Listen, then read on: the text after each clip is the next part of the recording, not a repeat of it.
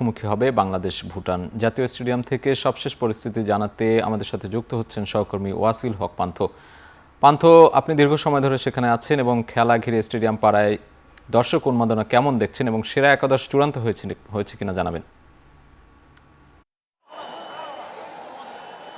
সাজিদ, কিছু সময় পূর্বে কিন্তু গেট ওপেন করা হয়েছে এবং আপনি দেখতে পাচ্ছেন যে আমাদের আশেপাশে যে দর্শক সমর্থকদের কিন্তু উন্মাদনা, প্রচুর উন্মাদনা রয়েছে। সবাই কিন্তু বাংলাদেশের জার্সি পরে এসেছে এবং সবাই কিন্তু আশা করছে যে আজকে হামজার যে ঘরের মাঠে যে অভিষেক সেটি তিনি জয় দিয়ে রাঙাতে পারবেন। এবং কিছু সময় পূর্বে কিন্তু বাংলাদেশ দল এবং ভুটান দল দুটি দলই ইতিমধ্যে স্টেডিয়ামে চলে এসেছে এবং দর্শক সমর্থকরা অনেকেই ভেতরে ঢুকে গেছেন, গ্যালারিতে নিজেদের আসন গ্রহণ করেছেন এবং এই মুহূর্তে কিন্তু স্টেডিয়ামের আশেপাশে কান পাতলেই শোনা যাচ্ছে হামজা হামজা চিৎকার বা হামজা হামজা ধ্বনি।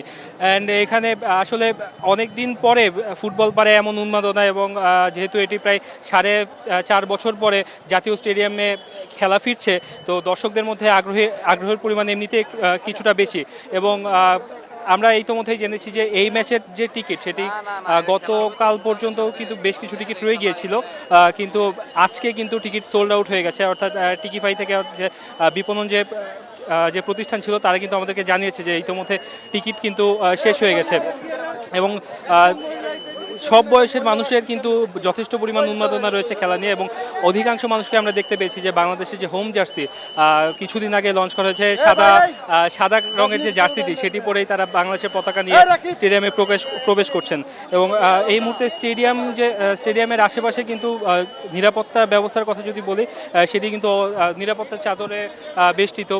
পুলিশ থেকে শুরু করে বাফুফে থেকে নিয়োগ দেওয়া আরও বেসরকারি কিছু প্রতিষ্ঠান তারাও কিন্তু নিরাপত্তার দায়িত্ব পালন করছেন। এছাড়াও ভলেন্টিয়ারি সংগঠন হিসেবে রয়েছে বাংলাদেশ স্কাউটসের সদস্যরা।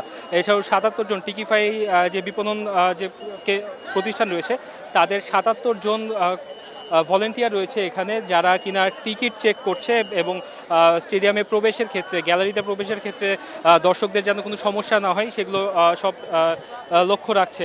এবং প্রথমবারের মতো কিন্তু এবার অনলাইন যুগে টিকিটের শতভাগ অনলাইন যুগে প্রবেশ করেছে বাংলাদেশ। এবং এইখানে কিন্তু মূল যে ফটক সেখানে কিন্তু যে স্ক্যানার মেশিন বসানো হয়েছে এবং স্ক্যানার দিয়ে তারা কিন্তু টিকিট চেক করছে যে কোনো একটি টিকিট দিয়ে কিন্তু 2বার স্টেডিয়ামে প্রবেশ করার কোনো সুযোগ তারা রাখেনি। তো এই মুহূর্তে জাতীয় স্টেডিয়াম থেকে এই ছিল আমার কাছে সবশেষ। সাজিদ। জাতীয় স্টেডিয়াম থেকে সরাসরি যুক্ত ছিলেন সহকর্মী ওয়াসিল হক পান্থ।